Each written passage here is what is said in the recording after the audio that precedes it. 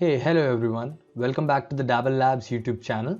My name is Rahul and today I'll be showing you how you can use an interceptor to manage repeat prompts.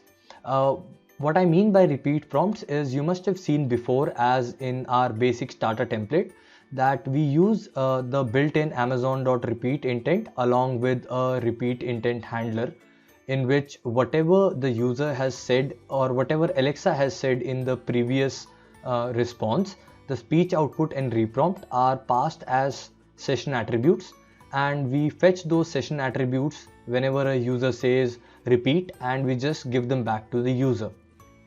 So that approach was successful till one point of time, but now we found something which is easier to do and which is a good practice as compared to the one we were doing previously. So this tutorial is just covering the same aspect, and let's get straight into it and I'll show you how it's done. So if you are a new user, then you don't need to worry about it, and you can just head over to our Dabble Lab GitHub page, and there you'll find an updated tutorial, updated template. But if you have used one of our templates before and you're trying to upgrade it with this functionality, so please follow along this tutorial and you'll learn how you can do that. So for that, I'll just copy the link for this GitHub repo and I'll go to Alexa Developer Console.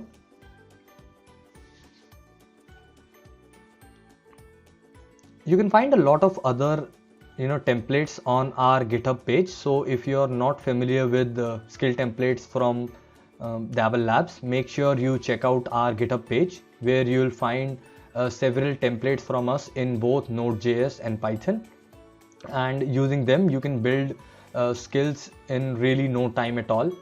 They are ready to be deployed straight away, and I'm going to show you how you can deploy one in this particular tutorial as well. So I'll name this tutorial template 1 since this was the first template and this is just an update to the same template.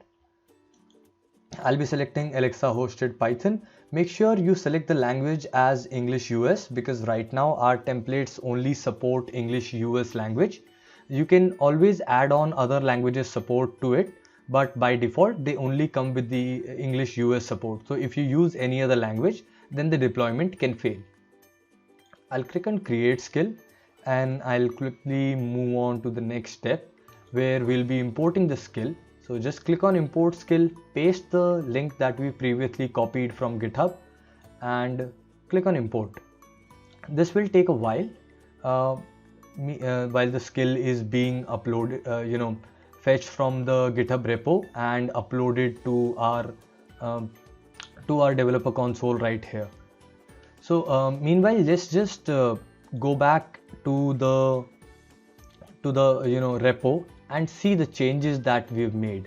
So if you go to the Lambda here and open the Lambda functions.py, I'll zoom in for better viewing. So you can see that what we've done, the changes that we've done here are in this part where we have like previously what we were doing was we were actually not much has changed here because previously also we were fetching the values from session attributes, and even now we are fetching the values of from session attributes. But previously what we were doing is that we were passing those values from each of these intent handlers. But if you follow that approach, then it becomes a bit troublesome as you have to define them in each and every intent. So rather what we've done is we've made a response handler, a response interceptor, and when I say a response interceptor, it means that every response that is being generated is being passed on from this interceptor at the end. So you can think of it as the reverse mechanism of what a localization interceptor uses. A localization interceptor uses the request to feed values to the request attributes, but a repeat interceptor uses the response instead. So what it does is that we pick up the response from we pick up the output speech and the reprompt output from our response, and we assign that to session attributes. So as you can see here that we have assigned the repeat speech output session attribute value as response.output_speech.ssml, and all the information, all the SSML information that we got here, we replaced the speak tags from that and just assigned it to a session attribute.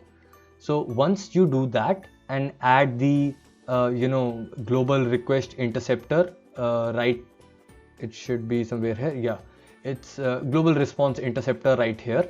Once you've done that, what our skill will do is every time a response is built, it will pass through this interceptor and assign the repeat reprompt and repeat speech output values to a session attribute, so that whenever a user says repeat, these values can be fetched from the session attributes and just spoken directly.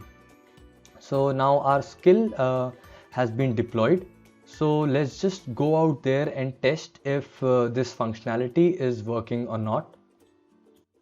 So since this is template number 1, I guess we'll have to make one small change here. We'll have to go and change the name of the environment variables file, because till the time we don't do that, our skill functioning would fail, since it would keep giving us that message to change the environment variables. Now I've done that. Have I saved it? I don't think I've deployed it, so I'll go ahead and deploy it again. So once the deployment gets completed, all I need to do is just run the skill in the test console and just say repeat to test whether the repeat functionality is working or not.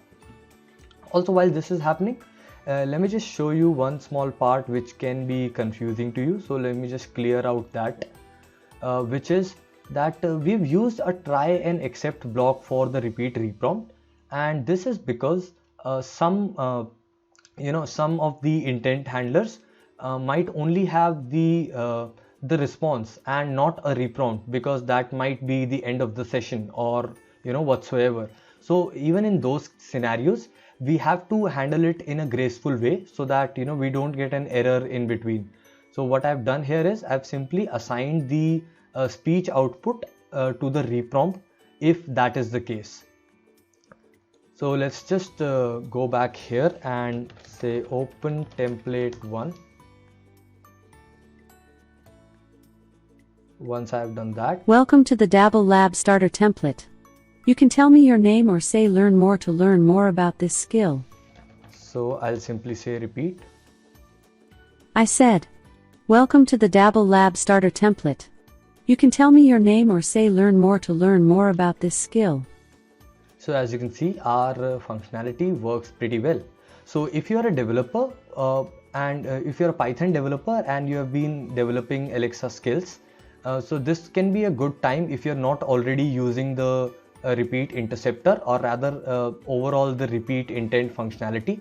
So this can be a good add-on using which you can simply add this very useful functionality to your Alexa skill without making much changes to your code. With this, we've come to the end of the tutorial. If you're looking for the URL of the template, you can find it in the description of the skill. I hope you guys liked the video and were able to learn a few things from this, and hopefully you'll be using it in some of your future Alexa skills. If you liked the video, make sure you like this video on YouTube, and if you have any questions, then you can leave all of your questions in the comment section down below. Also, if you're new to the channel, then make sure you subscribe to us, because that really helps us to know that the videos that we are making are really beneficial for you guys, and we'll keep on making new videos every week. That was all from my side for this video. Thank you and goodbye.